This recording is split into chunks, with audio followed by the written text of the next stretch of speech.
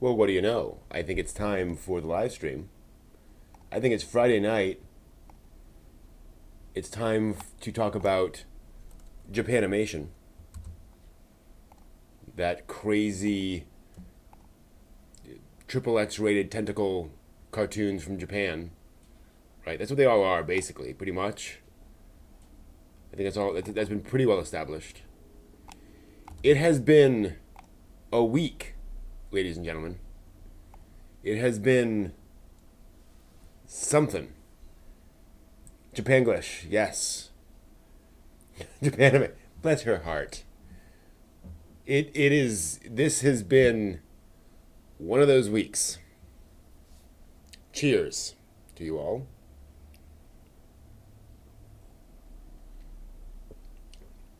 This ain't apple juice. I'll tell you that much. It's that kind of a week. Yeah, this has been something. I am in a comfortable shirt. I am wearing a relaxing time. Indeed, JJ, thank you. Uh huh. So yeah, this is one of those weeks. Oh man. So we had the long weekend in America, which was very nice. I did watch 20 episodes of new anime for this season. We'll get to that a little later on tonight. I'll be going through the first episode of 20 different anime series from this season. That was cool. Then I taught pretty much all day on Tuesday. Then my allergies kicked me in the teeth on Wednesday, and I stayed home curled up in a ball. On Thursday, I taught again all day when I wasn't having meetings. And then today, our students had a project that went so poorly for them. They had so many problems with it that an hour before we were supposed to go home, we canceled the project. I literally slacked out and said, you know what? Never mind. We're canceling this. We're not going to grade it. Never mind. Go home. That's been the kind of week I've been having. Life is good. So, yeah, it's fun. And they're supposed to be like graded on this stuff. Like it's part of how we know how well they're doing, and to just throw that out one week like that's fun. So yeah, but I've been watching some anime, which is always fun, always good, pretty much always good, except when you're watching Legend of the Overfiend. But yeah, so it's neat seeing the new season. Do you guys have any new anime this season you guys are particularly following and you guys particularly are enjoying? I'm curious before I reveal some of the stuff that I'm particularly enjoying. Been fun. Good anime always soothes the soul. Exactly. Anime in general soothes my soul. If it's bad, I don't watch it. So what I do watch, I enjoy. You know, crazy anime about wacky things, always funny. Arifureta, enjoying that one. Cool. Cool, cool, cool. Which one is that one? I forget. Arifureta? I'm always forgetting. Oh, that one. Yeah, right. Food Wars. Cool.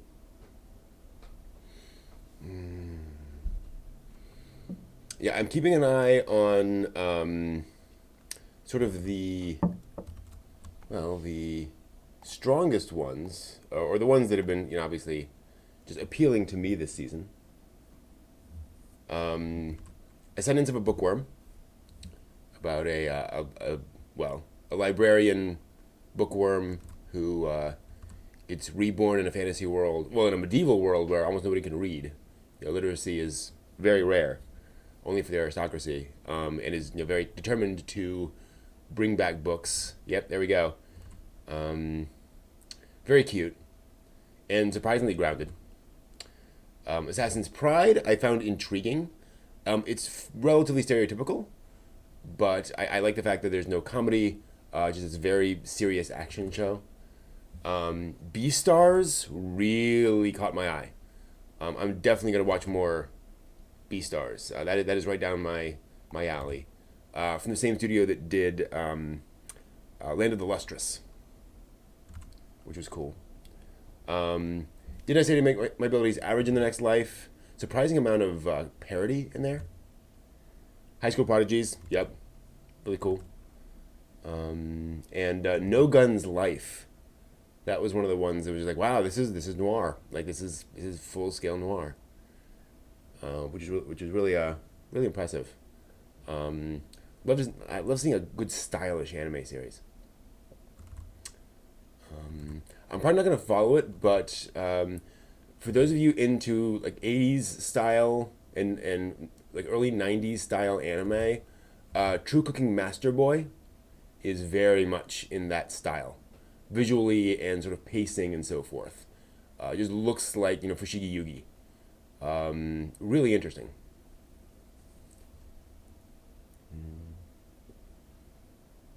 Cool, cool, cool. Yeah, it's been interesting to watch. Hey, Jaharis. It's been a little while. Good to see you. I should drink water first. Almost reached for the liquid courage there, but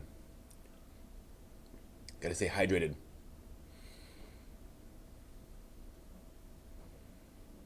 Yeah, the average abilities is just fun. It's just light fun.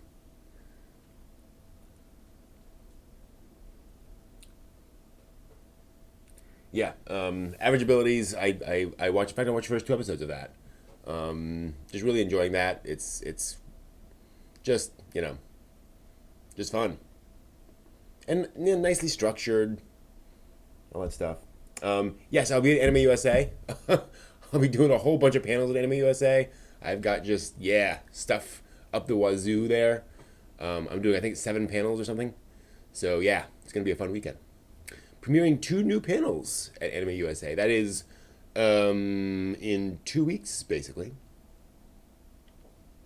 So I'll be premiering a panel on Miyazaki's mythical animals and another one on visual novels. So a revamp of my visual novel presentation from years and years ago, but now made a lot more accurate. Frankly, it was based on there was just not much information out there, so I was able to really make it a lot better. Took all 3. Sweet, congratulations. That's really cool. Yeah, the mythical animals panel is interesting because I'm trying to do 2 things. One is talk about the origins of some of the animals and animal creatures in Miyazaki's movies. Um, you know, um, where did the fox squirrel come from? Where did the various animals in Spirited Away come from? And the first, and the other thing I want to prove is my theory that Miyazaki likes animals more than people, um, which I think is pretty accurate. Although he shifted that over time.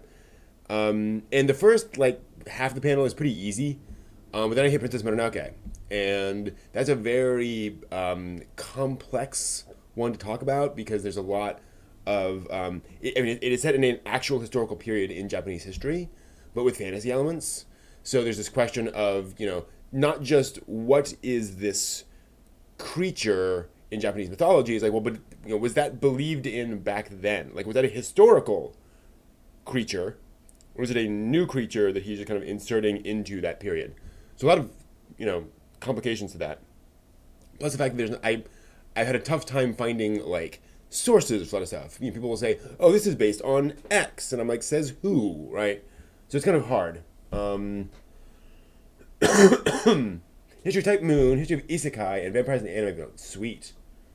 I'm particularly interested in that Isekai panel. I'm gonna see if I can't attend that one. Definitely. And Type Moon, man, is that a universe? I'd love to learn more about Type Moon. That's cool. And Vampires is interesting because it's one of those things that anime's kind of latched onto, but in its own very anime way. Where it's like vampires are all Bishonen. It turns out, which is not too far away from Dracula. The tradition of the vampire is of this very suave, sophisticated personage, but not necessarily the incredibly handsome, vaguely 25-year-old guy with dark blue hair and a cape. Um, Interesting. Totoro is a Tanuki substitute. Yeah, that's my point. The cat bus is actually based apparently on a yokai that is basically a transforming cat. It's a kind of the cat equivalent of a Tanuki. Um, yeah, there is. Do I still have? I must somewhere here. A book called Night Parade of 1,000 Demons, or 100 Demons, I think. Which is basically art and stuff about various yokai. It was here somewhere. I don't know. I recently shifted around on my books. It's another thing I did last weekend. Um, but yeah, well, the early original vampire lore was about they were more zombies. Really, they were being brought back up from the dead. So one vampire would bite you actually in the chest, like right there. Traditionally, and then but it could be other places, but it was usually the chest. And then if they did that to a dead body, it would rise up. Um, and so it was actually more a um, uh, I think I'm getting my lore confused. Um, Vampires were typically they were originally more a metaphor for disease, and they became a metaphor for um, sex and frankly foreigners of those other people who are invading our space and are very scary, and are probably luring our daughters into the woods and having their way with them. So kind of that fear is where a lot of vampire lore kind of coalesced around. At least again in Eastern Europe. But you're absolutely right, JJ, that it was more that they would kind of take over somebody, take over their minds as opposed to like draining their blood, right? They would drink the blood, but it wasn't about sustenance of the blood. It was about creating other vampires, right? So it's kind of interesting. But yeah, and obviously, I'm no expert. That's just what I've read and heard. But then again, vampires in anime very much took the more sexual take on that. I would say the more seductive take on the vampire than you often see it in other things. You overhear vampires certainly have the seduction, but there's very much a destructive aspect to it. You think Interview with a Vampire. They are very powerful creatures that seduce you, but that seduction is all about power. Whereas in anime, vampires tend to be more, I wouldn't say benevolent per se, but there's less about them being these, about them always, destroying people. Um, but Jay Harris, please feel free to break in here and correct my ignorance because that's just what I've seen. Mm-hmm. Yeah, very different takes on the idea. And again, it's because anime is a pop culture thing, right? There's no need for them to take the same take as other places. Wow. Sometimes you take a drink of alcohol and it just punches you in the gut. That's one. Um, yeah, and vampires are often more misunderstood, creatures, misunderstood just people in anime. Dance of the Vampire Bund be a good example of that. Lament of the Lamb, which I've always been sad never gotten into an anime. Um, you're going to see my very comfortable outfit here in a second. Um, so Lament of the Lamb is a manga about a young man who is turned into a vampire by his sister. He didn't know his sister was a vampire. His family was a vampire. But being a vampire is treated as a disease. It is treated as this condition that makes you thirst for blood and so forth and so on. But it's not, you're just a person with this thirst for blood and need to drink it. But you're not some corrupted evil creature that's trying to take over the world. And just very interesting taking out. There's a much more grounded approach to vampirism. Just a vampire high school student who's like, okay, how do I deal with this, right? Yeah, totally, Jaharis. You get some really interesting approaches to that, where they've kind of defanged vampires, so to speak, right? Where they're just kind of there. Much like the take that interviews with Monster Girls took, where Monster Girls are just, people with these strange abilities. In some cases, basically disabilities, which is kind of fascinating. And of course, like you said, it evolves, and it's different people doing different things with it. Alucard is definitely the monster style vampire. And then again, Rosario vampire. Isn't Black Butler, like the butler in Black Butler, isn't he a vampire? I think. Yeah, they're kind of normalized. They're just turned into people with things. The most depressing anime in your opinion? Okay. If you go for full-on depression, I will say the darkest in terms of tone anime ending I've ever seen is Zeta Gundam, in the sense that it ends with this just completely hopeless black ending. But most depressing, actually, so this is a weird one. Apologies, this is not quite past the watermark, or whatever it's called, past the, what's it called, the watershed. So I'm not going to talk too much about this. You'll have to Google it. Legend of the Overfiend has a very depressing ending. Yeah. Because I don't think Grave of the Fireflies is a very depressing ending. It's definitely a very sad ending, but it's also kind of this. It's about these characters' lives and what they were able to try to do.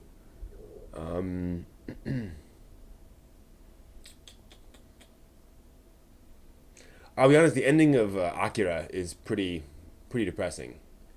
There is a bit of an uplifting element to it, but it's not a lot positive has happened in that ending. Let's see. Also, I mean, Technolize. Technolize that is a farking downer of an ending. Technolize is that's gonna just kind of. I remember watching that and spending the next hour just kind of standing there and sitting down, standing up, and just thinking about that ending. And all that. Yeah, exactly. Akira is the end of the world again. Also, X the movie. That's a pretty bleak ending. I haven't seen X the TV series, but I've seen enough of the movie, and then seeing that ending, it's like, wow, really? That's how we end? All stuff like that. I'm trying to remember. So, for you old school fans, how does Demon City Shinjuku end? I forget. Because that's a really bleak movie, and I don't think it has a "Yay, we saved the world" ending. Like, I think they kind of save the world, but it's kind of a bleak ending. Yeah, exactly. Yeah, Harris. Imagine, you watch an ending for Zeta and then Double Zeta. It's like, hey, wacky chickens. It's like, what? That there's some whiplash there.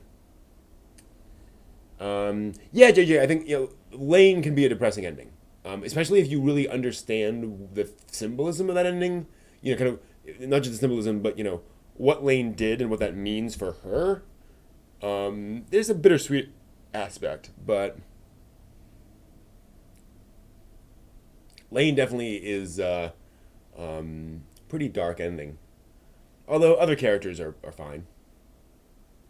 Yeah, I don't remember Steven Shinjuku's ending. That's a Kawajiri anime, I think, and he's not known for particularly upbeat anime. Excuse me. But we don't tend to get too many like really depressing endings because again, it's a pop culture product. All right, if you leave your audience on a downer, they tend to be disappointed and try to return your product. So it's fairly uncommon. Um, oh, final episode of Kino's Journey, the first one, not the original remake. That's a pretty dark one. Um, Again, there's sort of it's somewhat bittersweet, but the content of the final episode does hit you in the gut. Um, Anohana, sure. Nadesco, yeah, sure. Nadesco makes me happy though. Just that is a show that I enjoy pretty much every frame of Nadesco. So yeah. Shinseka Yori. Oh yeah. There was something else tickling at the back of my mind. Um, but yeah. Hmm. Um, Actually, Rurouni Kenshin OVA. There's a depressing ending. There is an ending where at the ending of that I was like, I'm gonna go slit my wrist now. We actually watched that for our home con. What was that? A couple months ago, and there was definitely a tone to that. There was like, oh, Angel Beats. Yeah, I agree with that. I didn't find Angel Beats too depressing, just because they did such a good job in that final episode of kind of establishing that this is the best thing for everybody. This is the right path. But yeah, there's definitely depressing, and I actually was more depressed in some of the episodes partway through Angel Beats. The episode with the musician girl that I started to cry while that episode ran. Um, and obviously the whole thing in episode 2 with Yurie and her, that backstory is not very happy making. That was one where I was like, what am I? Oh my, what? Yeah, definitely Angel Beats. Bokurano, wow, yeah. Also, what is it? Ah, just left me. But there was some other anime that. Oh gosh. Thanks, Incendiary. Um, there was something that I know Bokurano drove it out of my mind because Bokurano is so darn depressing. Hey, bag. I have seen both of those. I have not finished Koakaze. I absolutely seen Kareshi no Kanojo, or Kareshi no Kanojo, all the way through. I have some of the manga up there actually. That is a Oh man. I don't do favorites, but that is one of my favorites. Karekano is that was a great experience watching that back in the day. And yeah, I hardly recommend that anyone who's into like romantic comedies and a lot of things in general. Koakaze I have a problem with. Koakaze, so famously, the creator of Koakaze said, "We want to do a story about this whole weird trope of sexy incest." And again, apologies if they were not past the watershed, but that whole, brothers and sisters, ha ha ha ha. And we want to do a show in which that happens, but it's treated realistically. And where we show off how problematic that is. So you get all of this stuff where this, and they do a good job of establishing why this guy would have this, would develop his interest in his sister. They were separated for a long time and then reunited. So he doesn't know who she is before he kind of sees her. And he's, frankly, horrified by his feelings for her. He's like really creeped out by this. And they do this really good job of setting that up, but then he starts like really pushing back and being kind of a jerk to her. And I found it really hard to watch because he's basically just a jerk to her for episode after episode because he's trying to distance himself from her. And it's very realistic, but it's just like, why are you? I don't enjoy watching this. Um. Oh, that's cool. Incendiary. Yeah, that Lane video is the where people watch a lot of my stuff. It's still my most popular video. The Lane, what did I just watch video. So I'm glad you like that. Yes, we have a Discord, which is really awesome. Go to geekarchaeology.com and there's a link in the sidebar. We talk about all sorts of interesting stuff there. Speaking of, I recently got. Oh, you know what? You know what? I think I'm going to do the thing. I'm going to see if I can do the thing. Let me see if I can do the thing. I was playing around, and I think I got this working. If I can find where I put it. That's not it. Did I delete it? That would be weird. Stand by. Stand by. Ion control. Fire. How do I... One of the weird things about Windows is how... is that thing that you can't get to the recycle bin unless you like go onto the desktop. Very weird. Alright, so I'm gonna pull this up. Let's see if this works. Oh. Alright. Oh, that's weird.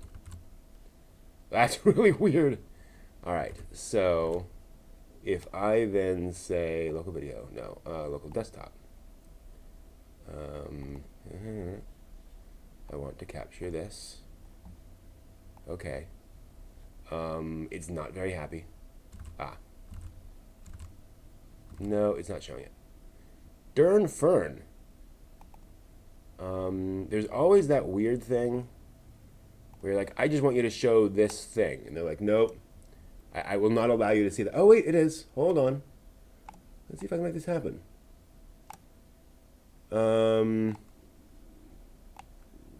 Are you guys seeing... It's not as weird as Polish movie posters, but almost.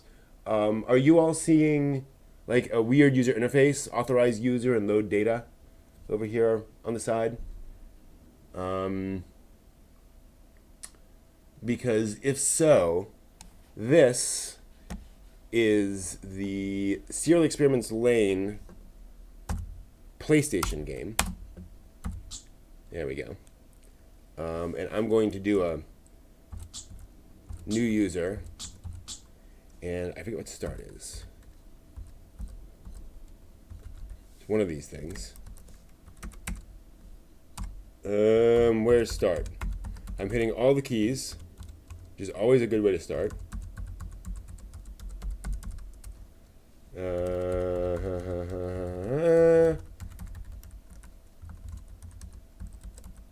Nope, none of the keys are working. Oh, I've done something weird. I think it's oh, it's locked up. Great. Wait for it to respond. See if that'll work. I think I hit too many keys. Yeah, I hit too many keys. Whoops.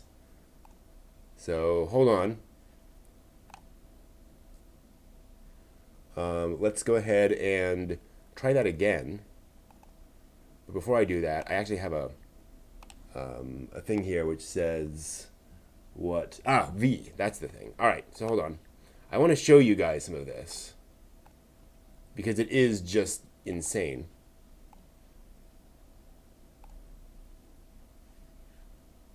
There's the loading menu. Make me sad, as in make me sad, make me mad, make me feel all right. The game is technically translated. Whoops, that's weird. What's it doing there? I don't know why it suddenly changed the desktop, the screen. That's fun. So maybe oh, whoops, all right. Try again. Continue. There we are.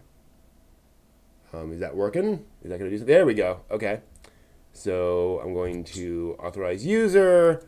Again, I'm just going to enter. Actually, I'm going to do that. V to start. You're going to hear some weird audio because it's basically playing back through the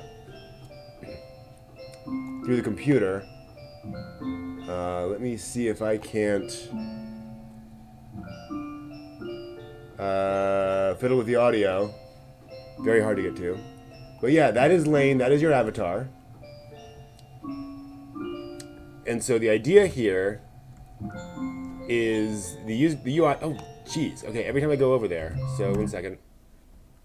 Oh, is that going to restart it? It's probably going to restart it. Oh, I have 2 of them running. That won't help. Maybe that was the problem. Okay. All right. This is fun. Hold on. Stand by. We'll get there. We'll get there. Yeah, exactly. This is not a good isekai.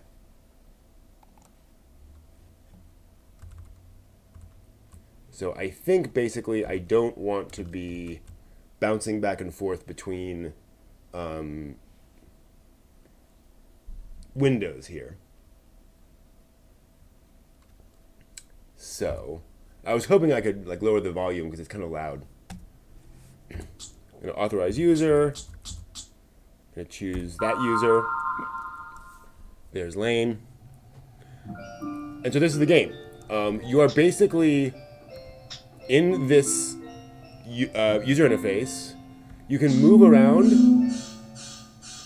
to different parts of it and select different things. This is a counseling recording. I'm going to select that. And so Lane's going to show it to us. And we're going to play that. And that's this is the thing. The text is translated to English, but he's got a bunch of these audio clips.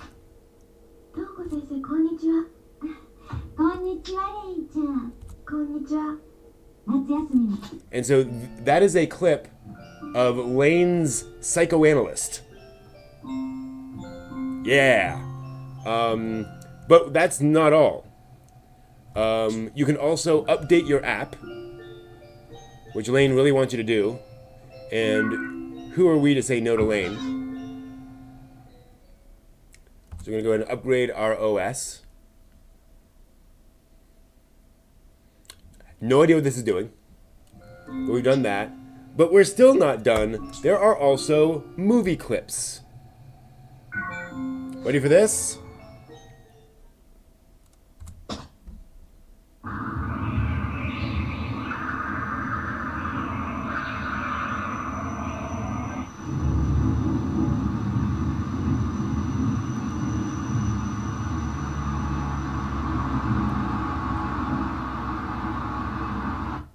That's it. That's the entire clip.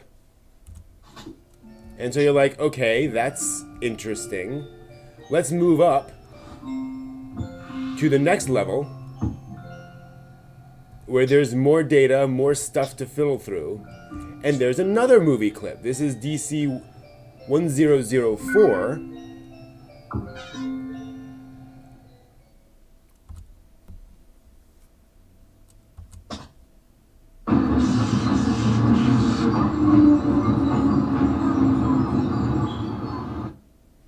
That's it.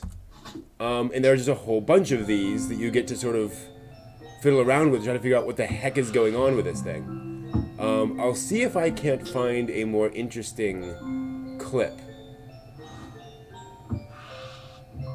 Let's see what that one is. The UI is kind of fiddly too.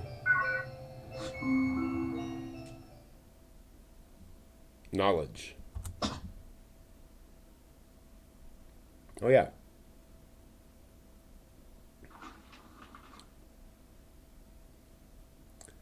Notice the bed is different. This is programming stuff. Coding.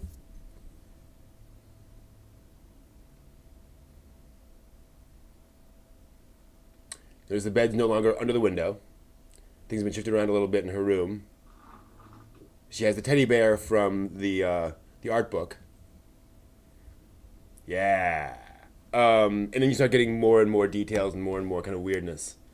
Let's go ahead and make that a little bit more usable. But yeah, that's That's the Lane video game. So I might just try at some point to play that game on stream, see how far I get. Because it's weird. Yeah, I finally got it working so I could actually stream it. Yeah.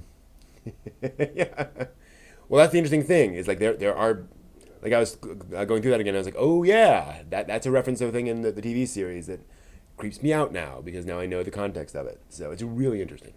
But that said, you know what? Y'all hear that? I do. I think it's time for the news.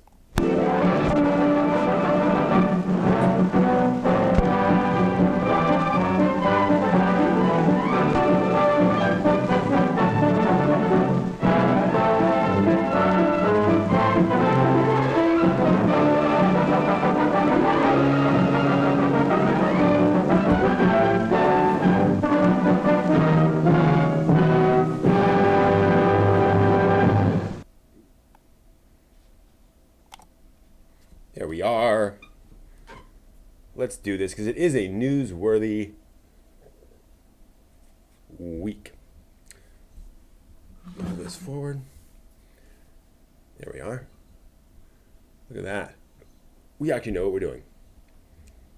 Welcome back to the Anime and Manga News for the week ending October 18th, 2019. This week brings some good news from Kyoto Animation following the devastating arson attack in July. The studio's president Hideaki Hata held a press conference in Kyoto last Friday and announced that 27 of the 33 victims injured in the fire have returned to work. Hata said during the conference that things are very difficult for the staff and the studio right now, but that they are grateful for all the messages and donations from around the world. He stated that, quote, many staff are still feeling extremely stressed. These staff are talking and supporting one another while dealing with starting work again. We are working with medical institutions to provide psychological care, end quote. President Hata also touched on the studio's working plans for the near future. They will work first on releasing the Violet Evergarden film sometime after April next year, and on evaluating the situation and how to move forward, which is certainly quite a reasonable thing. Friday also brought the official announcement for the studio's upcoming memorial service to be held instead of their fan event this year. The, quote, memorial and joining our prayers service, end quote, will be held November 3rd and 4th at the Miyako Messe Event Hall in Kyoto. Attendees will be able to pray and show their respects at an altar and will receive bookmarks and postcards from the studio. Some of the messages of support received from fans will also be on display at the service. So obviously we continue to send our best thoughts and wishes to the studio and its staff through this difficult time. Yeah, so, be aware, that is the thing. Also in sad news, police arrested a man this week for making threats toward anime studio Kara on Twitter and other social media. According to police, the man claimed the Kara anime copyrights belonged to his family and admitted to the charges of threatening the studio and interfering with work duties. The man had allegedly been posting slanderous comments about the studio online for several years, but in July they escalated to death threats and references to KyoAni's tragedy, after which event Kara reported him to the authorities. Good. A Tokyo man was also arrested for similar threats. Good that they reported, obviously. Tokyo man was arrested for similar threats toward game developer Square Enix back in August. Both suspects caused obstruction of business and threatened an attack similar to the one on KyoAni. Scary times. But on to happier news. This week brings good news for Studio Ghibli fans, or at least Ghibli fans who plan on subscribing to HBO Max. HBO Max and G-Kids, the North American distributor of the films, announced on Thursday that the upcoming streaming service will stream, quote, the entire Studio Ghibli film library, end quote. This will mark the first time the studio's films have appeared on any streaming platform. Now, if you've been following this news through the week, you might have seen a previous announcement that kind of spread throughout the internet that the studio had no plans to ever release their films on streaming services, ever, anywhere. Well, it turns out that statement was made back in 2018, and they have apparently changed their minds since then. The films will begin streaming in spring of 2020, which is when HBO's new streaming service is set to launch. The announcement notes that many favorite Ghibli titles will be available at launch, including Spirited Away, Princess Mononoke, and Totoro, among others. Implying they might not have everything at launch, but maybe eventually. We'll see. Perhaps just Miyazaki movies, and then the rest of them. Who knows? Speaking of award-winning movies, 4 anime films have been submitted for consideration in the animated feature film category for the next Academy Awards. On Wednesday, the Academy announced the official list of films submitted for nomination consideration in that category. Of the 32 submitted films, a maximum of 5 will receive an official Oscar nomination. That's just how that works. The anime films submitted to the category are Ayumu Watanabe and Studio 4C's Children of the Sea, Kitaro Kosaka DLE and Madhouse's Oko's Inn, Studio Trigger's Promare, and Makoto Shinkai's Weathering with You. The official nominations will be announced on January 13th, 2020, and the winners announced at the 92nd Annual Academy Awards on February 9th. Best of luck to everybody involved, of course, and be very curious to see how that turns out. Oops, wrong one. The official Twitter account for the multimedia project Assault Lily announced this week that Studio Shaft will be producing a television anime adaptation of the franchise. This franchise, created by doll maker Azone International and creative group Akus back in 2013, centers around a line of scale action dolls and figures. The Assault Lilies are, believe it or not, beautiful teenage girls defending the world from a mysterious threat. It's a good thing Japan's teenagers are so adept at saving humanity, since apparently we adults are completely useless in that regard. Whatever. In this story, the Earth of the near future faces imminent destruction by unknown giant creatures. To combat this threat, humanity creates weapons that combine science and magic, and that, of course, synchronize best with teenage girls. These young heroes, known as Lilies, train at military facilities called Gardens, where they learn to fight and protect. The voice cast of the new anime adaptation will also be performing in a stage play adaptation of the universe of this in January. Shoji Saiki will be directing the anime at Shaft, with Mieko Hosoi designing the characters. For some reason, I'm having a tough time with pronunciation today. Apologies. Singer, manga artist, and voice actress Sora Tokui, member of the former idol group Milky Holmes, and voice of Nico in Love Live, among others, will be making her directing debut this spring.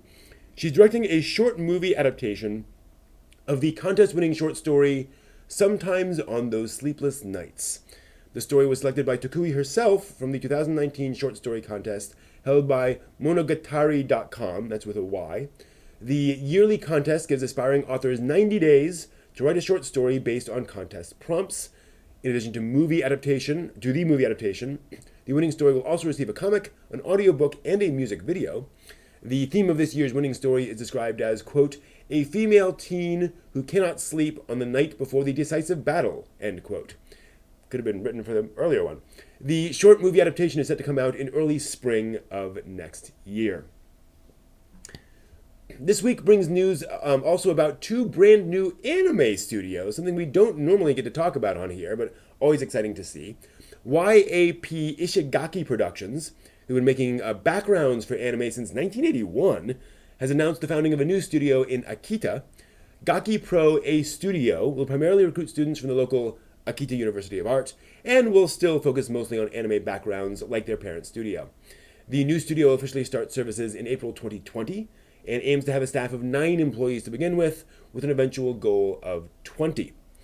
Secondly, Bandai Namco Arts announced this week that they have invested in Studio Mother, a studio founded in May of this year by Voyager Holdings, who just happened to hold the licensing of space battleship Yamato. The new studio will plan and produce anime, and hopes to create hit content. Don't we all? Bandai Namco's investment is intended to particularly bolster the, no surprise, Space Battleship Yamato franchise. The studio's first project will be a compilation film of the Star Blazers Space Battleship Yamato 2202 anime series, followed by a second season to air in fall of 2020. So, cool. New Yamato, new Star Blazers. Awesome. Speaking of new anime, Crunchyroll revealed on Tuesday that it'll be teaming up with digital publisher Webtoon to create original content for the Crunchyroll streaming service. The new animated projects will be based off of Webtoon's own property catalog, which includes a range of comics and manga-inspired series in genres from comedy and romance to drama and thrillers. All the stuff you kind of expect. It was also noted that both Webtoon and Crunchyroll will be handling the licensing, distribution, and retail of each new series. So, interesting division of labor there. So, if you want to find some new reading content and want to get ahead of the curve, try reading some Webtoons. Your favorite might even end up on Crunchyroll in the future. Who knows? Let's see here. Finally, an announcement for fans, this is a weird one, of the classic 1986 Saint Seiya Knights of the Zodiac anime series, or anyone interested in becoming one. The first 41 episodes are now available on Netflix in North America, New Zealand, and Australia, uncensored and with new subtitles. Additionally, the first 15 episodes, that is the show's first season, features a brand new English dub. In their announcement on Twitter, Toei Animation told fans to stay tuned for more updates, so keep an eye out. Hopefully more episodes will be added, and the new English dub might even continue.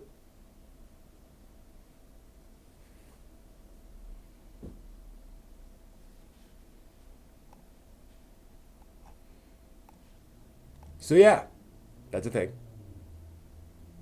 Apparently, no, Shinbo is not directing that Shaft thing. Shinbo's doing something else. Shinbo's got a different project that he's working on. I think with Shaft, but he's doing something else, which is fine. Oh,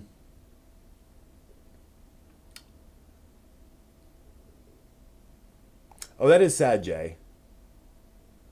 Onset injury by the lead of the Bebop live action production. Hope that is mended quickly. That is unfortunate. It's one of the tough things I have with the anime news is deciding what is anime news, right? Like, is the Cowboy Bebop live action thing? I mean, they're not making anime, right? They're making a live action adaptation of an anime. So is it anime news? Is a video game based on an anime series anime news? Is a video game is news about a video game franchise that had an anime adaptation anime news? So it's hard. Where do you draw the line with news on this stuff? But yeah, I hope that's not the serious injury. I mean, obviously, if they had to suspend production, it's it's not a sprain, but hopefully it's not nothing nothing too crazy. Fortunately, with CGI these days, they may be able to lighten his load and kind of CGI in other stuff. Yeah, no, I hear you, JJ. It'll be interesting to see what Shaft can make that doesn't feel like Shinbo. Right? He is just one of those signature aspects of the studio. Very odd. Odd to have that experience. I have not seen Hal. No. Heard about it? Intrigued? Have not seen it. But that is that is the news. So yeah, weird that Netflix is doing a dub of Saint Seiya. You'd think they'd find a way of licensing one of the existing dubs or something. Like, why would they bother? Or just don't dub it. Although Netflix does like dubs. I mean, they dubbed Eva. They redubbed Eva when they didn't have to. So apparently that is one of those things where it's like, enough Netflix watchers expect a dub that there's going to be a dub. It's a sad movie. That I believe.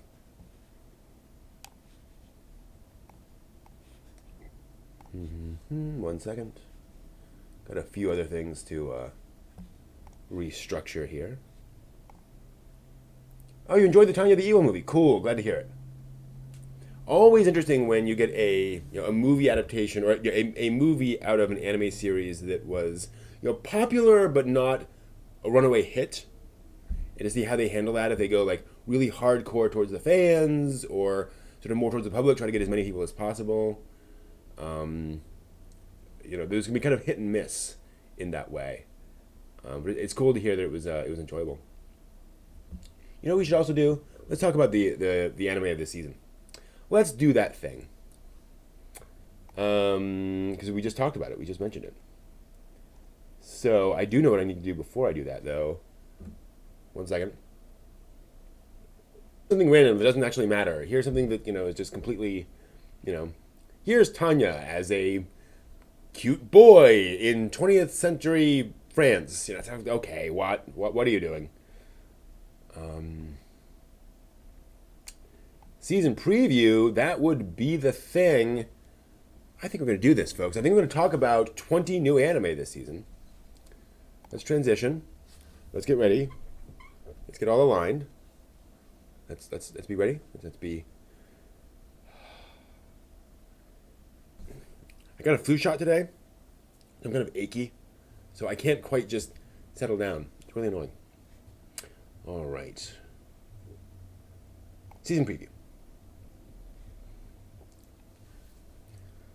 Hello, hello, hello. It is fall 2019. That means it's time for a new season of anime. I've watched 20 episode ones of new anime this season. I'm going to talk about all of them here on this video. As usual, I'm not covering anything that is a second season, third season, fourth season. I think if you're interested, you'll go back to the first season, and if you like the first season, you'll probably watch the second. Also, I'm not aiming at any shows that are clearly aimed at like a really, really young, like kindergarten, first grade crowd, because again, that's just kind of not my target market. And there are a few that I'm sure I missed. There's always a few that I missed any given season, but hopefully this will be of interest to you. So let's get started with Africa no Salaryman.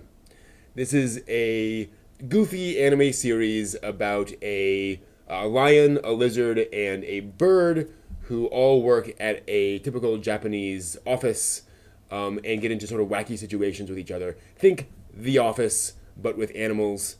Very dry humor, very odd, sort of like Pop Team Epic, if you will, although not as wild in terms of styles and so forth. One of those very oddball anime series. If you're into that, check it out. That's exactly what it is.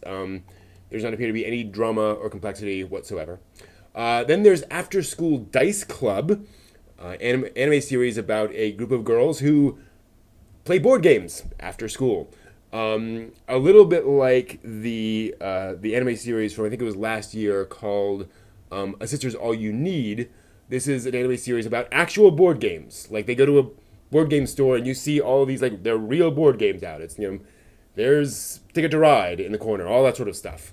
So it's kind of interesting seeing an anime series where kind of real life interconnects in that way. Cute characters, fun situation. I am kind of interested in the relationship between the different characters and kind of the how the personalities bounce off each other. But ultimately, it's there for cute girls playing board games, and it definitely is that, and it does get across those sorts of aspects of that kind of concept. So if the idea of cute girls playing board games appeals to you, that's what you'll get. Then you have Ahiru no Sora, a basketball anime, and it's a basketball anime. Worst team in the league. Young man shows up who is surprisingly talented and pulls the team together, and they have a shot at not. You're right. It's the same plot as every sports anime ever. But if you're into that, it is definitely that, and there's definitely a love of basketball in the show. So good for what ails you in that sense. One of the cuter anime this season, Ascendance of a Bookworm.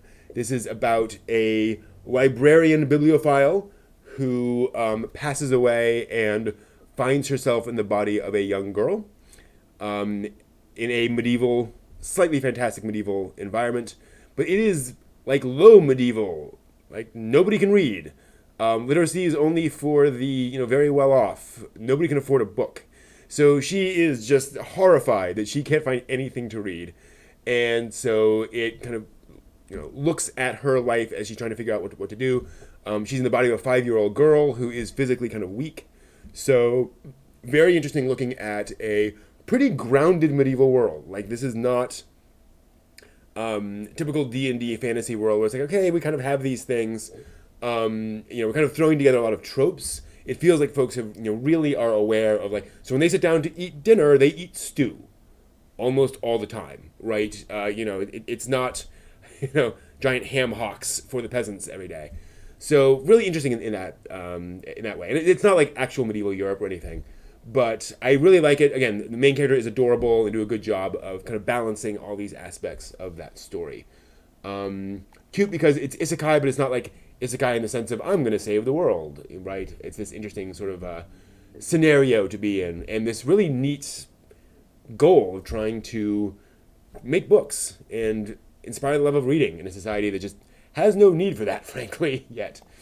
Assassin's Pride kind of caught me off guard. It is about a Bishonen young man who is assigned as the bodyguard slash protector slash whatever of a teenage girl. And the teenage girl has, let's just say, problems, which makes things complicated for the hero. And if I'm being vague, it's because there's actually a lot revealed in episode 1 that I don't want to spoil, because it's kind of fun seeing how these things evolve. And a lot of the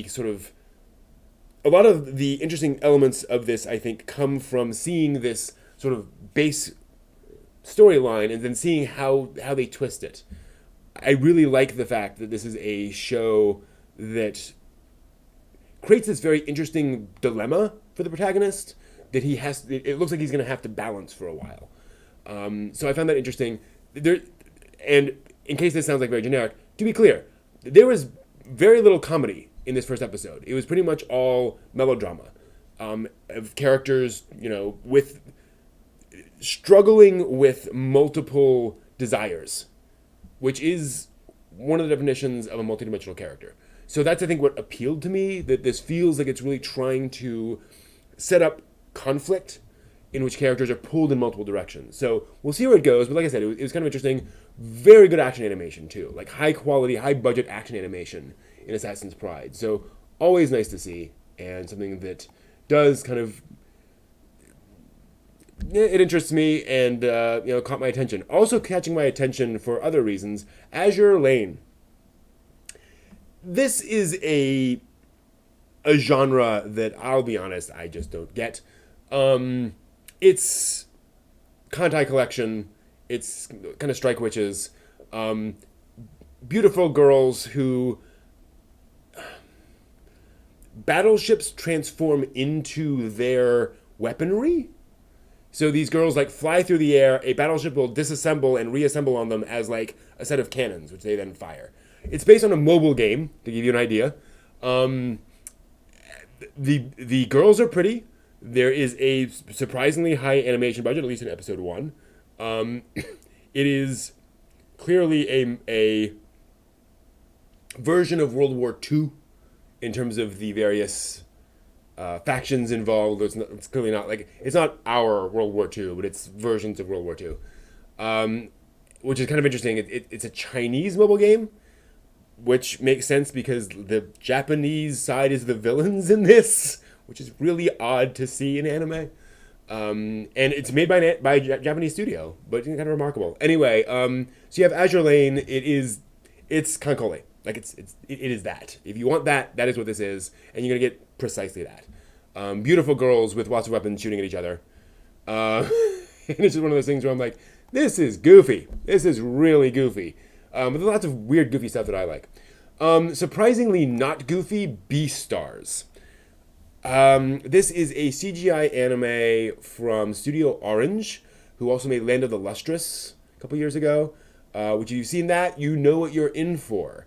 When I say all CGI, Studio Orange is really trying to take what anime has learned about storyboarding and character and how to get things across in the visual medium and apply that in CGI. It is set in a world of anthropomorphic animals, but it is a psychological horror story. Very basically, it is Zootopia as the Halloween franchise. A carnivore has started to attack and kill the herbivores in this school, basically. So one of their own, one of their students, that also happens to be a carnivore, is apparently going after somebody. Nobody knows who it is. It's very atmospheric, interesting use of color. It deals with these aspects of sort of animal instincts, but interestingly maps that onto differences between people, and these questions of what makes each of us unique and distinct. Really interesting story, definitely done in a distinctive style in no in every possible sense. This kind of stuff is right down my alley. If you like Lane, if you like Boogie Pop Phantom, those sorts of things, that's what you're getting here. Try to get a refocus there, but obviously not for everyone. That's some dark stuff. Not so dark is Cautious Hero. This is an anime series, another isekai series, in which a beautiful goddess summons an Earth teenager to save a world. To give you an idea of the tone of this series, when she goes to summon the boy, she says to her, she narrates basically, I took the normal step of summoning a Japanese teenage boy because their pop media seems to be full of stories of Japanese boys ending up in other worlds. So when they actually show up in another world, they get used to it more quickly. So very self-aware, definitely a comedy, having a lot of fun because the main character is not just he does not just turn out to be a cautious character, or a powerful character. He's absurdly cautious about everything. He will not step into something unless he has plan upon plan upon plan. He's the kind of guy who, if he plays Pokemon, he's going to level up his Pokemon to like level 30 before he hits the first gym. Right? He's that kind of a person, while the goddess just wants him to frankly get on with it. So, fun interactions there. Very goofy, very light, and something that I found a lot of fun. I laughed out loud multiple times while watching it, so it's one of those things.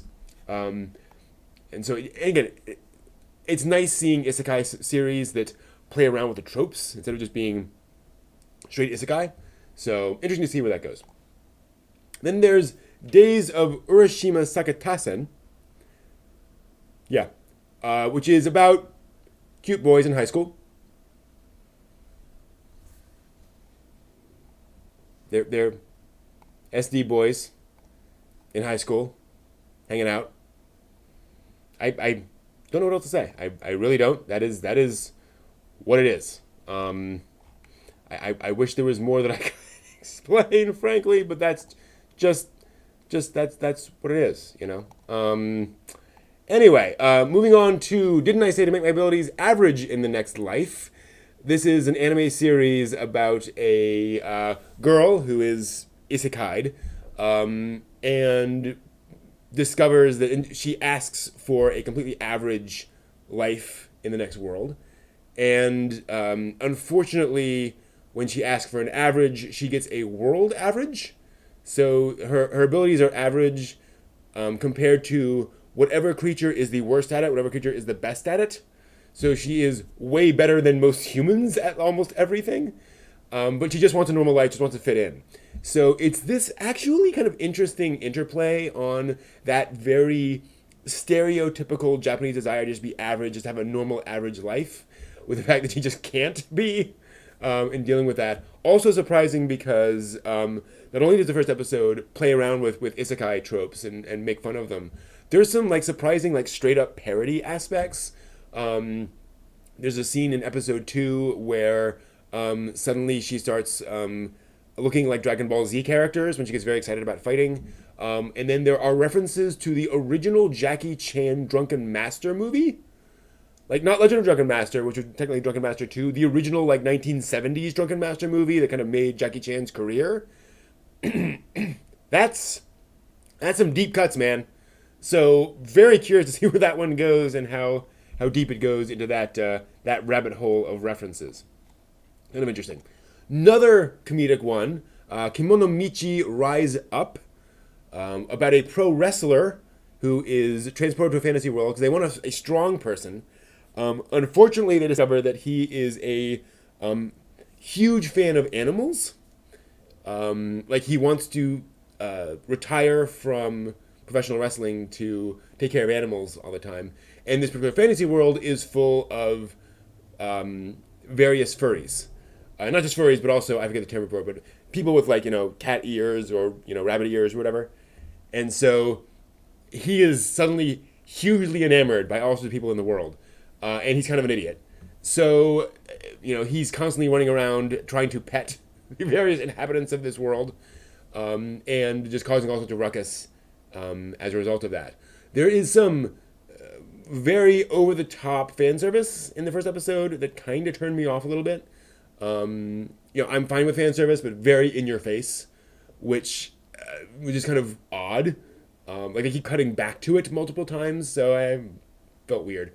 But definitely a fun one, a cute one, and one of those things where there's some anime that you turn on just because you want to relax. I think it's gonna be one of them.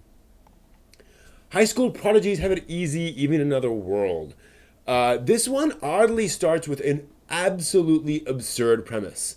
So the 7 high schoolers you see here are all literally the best in the world at what they do. That is the best surgeon in the world. It is the best ninja in the world, the best inventor in the world, and the silver-haired guy in the middle is not only good at politics, he was voted the Prime Minister of Japan while in high school again. They then they essentially crash land in a fantasy world, whereupon they start treating that with surprising realism, in the sense that they're in this fantasy world where there are there's a nearby empire, and they have soldiers that come by on patrol, and there are monsters in the area and so forth. And immediately it's like, okay, what do we do with this village to make sure that we are kind of repaying them for keeping us here? And then how do we solidify our position to make all that work? Also interesting for the fact that one of the things I really, really, really appreciate, they don't immediately all start arguing. They start working together immediately, at least these high schoolers. So it is about them as a team approaching these problems, even though they didn't, they were aware of each other, they'd heard of each other, but they didn't know each other as friends before. And so seeing how they all decide to work on these problems is really fascinating. Also some wonderfully dry humor in it. The writing in this is, I don't like using the word better, but better than I've often seen in anime, where they're clearly kind of thinking through how to get things across and how different characters speak and talk. Each character has kind of distinct mannerisms and so forth. There's a great moment where the best entrepreneur in the world goes off to market, and the prime minister is left behind with some of the people in the village, and the villagers are like, I'm a little worried about how all that's going to go. And the prime minister says, I wouldn't worry. That guy is capitalism in human clothes. It's like, that's cute. Like that's funny. So yeah, I'm really looking to see where that goes. Because there's a plot. It's not just they're dropped in a world and they're kind of fighting monsters the whole time. No, it's clearly progressing.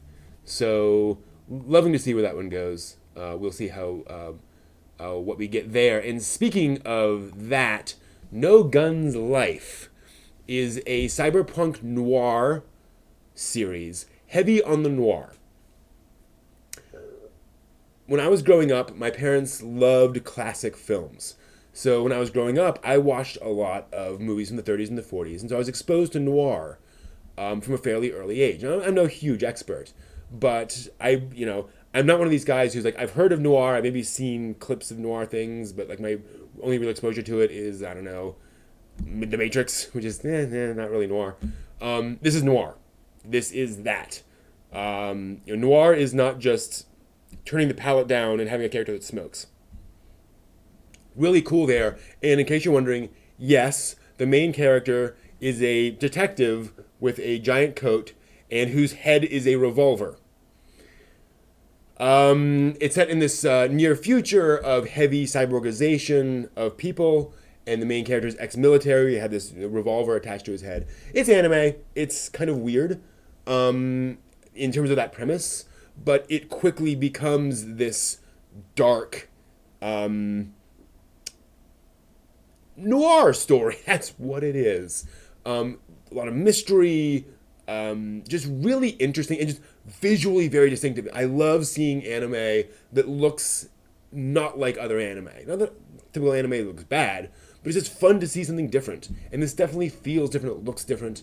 So I want to see where this goes. Some very dark stuff just in that first episode, which is again something that you kind of need to do with that kind of a tone, that kind of a genre. So full marks on that. Again, it's first episode. Who knows where that's going to go on, but definitely an interesting one. Now to go the other direction, Null and Peta on Crunchyroll. This is a screwball comedy, up and down, about a young inventor girl who invents this robot, this very fuzzy robot, to try to replace her older sister, and basically puts tries to put the personality of her older sister in this robot, and succeeds on the personality part, but the robot is very, very buggy. And so it will do things like she will go to hug it, and suddenly giant spikes will burst out of its chest, which she has to evade very quickly. So it's one of those sort of weird comedies. Nichijou very much jumps to mind. Weird one, cute, light. Again, one of those things where probably you're just going to sit back, relax, and enjoy it, and that's fine. But you're not. I don't think you'll be very intellectually challenged by that one. But that's not what it's there for. Moving on to Oresuki, Are You the Only One Who Loves Me? A romantic comedy about a young man who is, and I don't want to spoil too much about this. He ends up involved in a tangled web of romance. But then once all of that is revealed, there are more revelations about kind of the exact personalities of people and what they want out of each other. This feels like it rides that interesting line between odd coincidences, funny coincidences, right? Of things happening that are coincidences for the sake of comedy, that work as that kind of humor, or just just general high school romantic comedy stuff. But then also having a layer of seriousness, a layer of who are you really and what are you trying to get out of the situation. A lot of high school romances, let's be honest, thrive on characters not being totally honest with each other. And it looks like this series might actually delve into that a little bit, stuff. So I'm curious. I want to see where this goes. I'll be honest, it didn't really blow me away, but it was doing enough interesting stuff to make it worth checking out, if that interests you. Then there's SD Gundam World Sengoku Soketsuden, which is an SD Gundam series. There are SD Gundams, and they shoot each other, and they blow up. It's that. Notable for the fact that it's all set in a very Chinese-inspired world. And Bandai Namco has said that this year of Gundam, they are focusing more on international products and projects, and this is clearly one of those. They are clearly trying to appeal to the Chinese crowd, and I can understand why. So again, it's SD Gundam, all CGI, and nicely made. Moving on to Stand My Hero's Piece of Truth. This is the Otome anime of the series. Reasonably attractive female characters surrounded by hot guys is the basic idea. But it is about a sort of secret agent sort of a storyline. The young woman is trying to prove herself as a new agent amongst a group of guys, some of whom are fine with that and some of whom are not entirely convinced, and she's going to have to stand up to these to this this discrimination, that kind of stuff. I'll be honest, a lot of these things are excuses to have the attractive female character have close and personal conversations with hot guys, right? And to have them standing nearby and say slightly risque things. So that's for you. That's exactly what this is. Um, and it has its audience. And there's Stars Align. This is a tennis. Actually, it's a soft tennis anime of the season. Soft tennis is to tennis what a softball is to baseball. So basically, same sport but with softer balls. It is. It is one of the reasons for that, or one of the consequences of that, is that soft tennis is more popular with female players for a variety of reasons. And so this is about two young men, two boys, one of whom is trying to save his tennis club, and a young man who doesn't really want to do that, but apparently is has a lot of drive, and so he has the chance to take they're the worst in the league, and he has a chance to make it the best in the league because he is supernaturally talented. And then the post credit scene happens, and what was a well made and interestingly sort of calmly structured story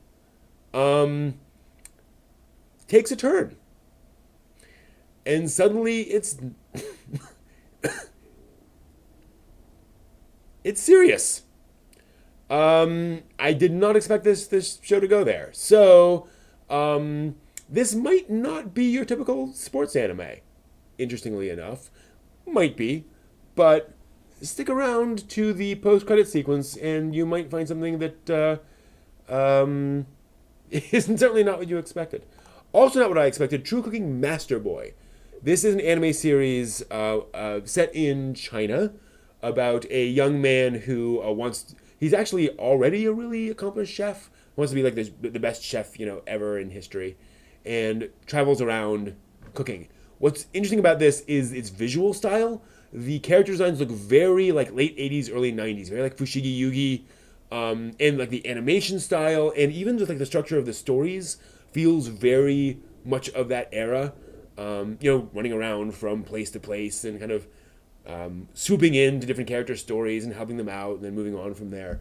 Really interesting. A wonderful throwback kind of an anime series, but structured well enough that anyone can enjoy it. Right? It's not trying to parody or copy the way things were done back in the days. They were just saying, let's make a show that was like the good shows of that era. Right? Let's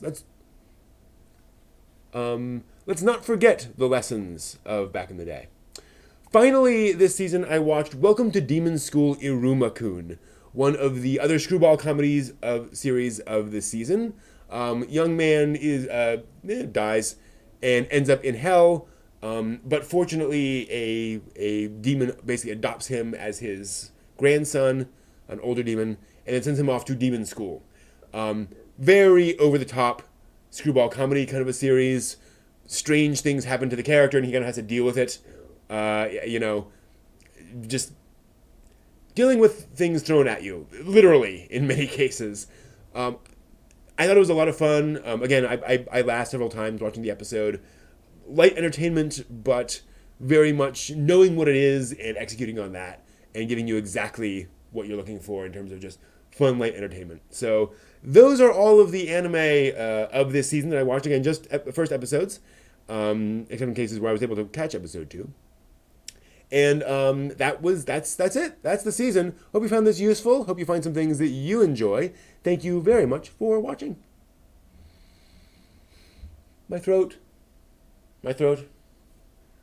Hey, Carl. Good to see you. Welcome back.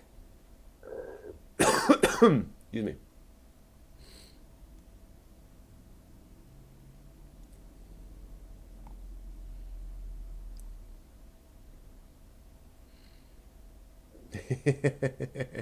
Right, exactly. That's the thing, is that anime is now hugely popular in China, and now that China has kind of relaxed its views on, or its regulations on watching anime, that's a market. It's a huge market, and they're buying a lot of Gundam model kits. Bandai recently sold its 500 millionth Gundam model kit.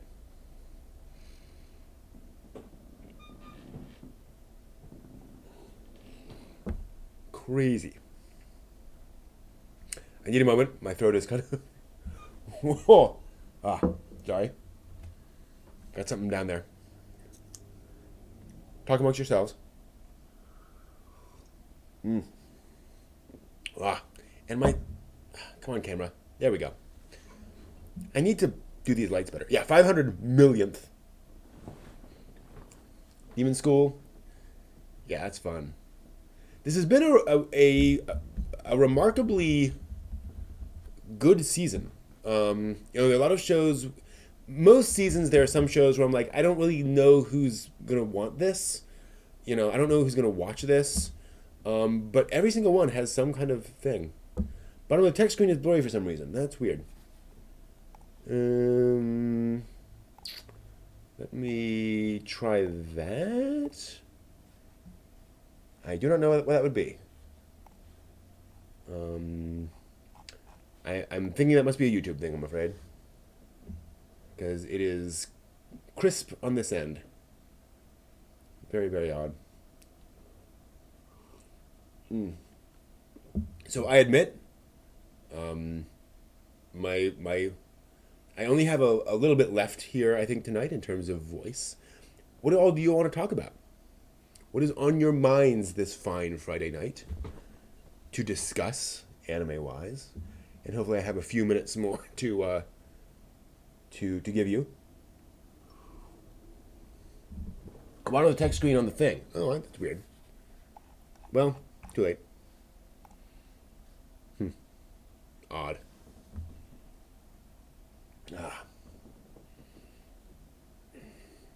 One of the problems with having seasonal allergies, well, having allergies basically year-round, but that are very strong in the fall and the spring, is that I have this constant gunk back here, and so then if I'm talking all the time, I have no opportunity to really process that and like swallow it or blow my nose, whatever.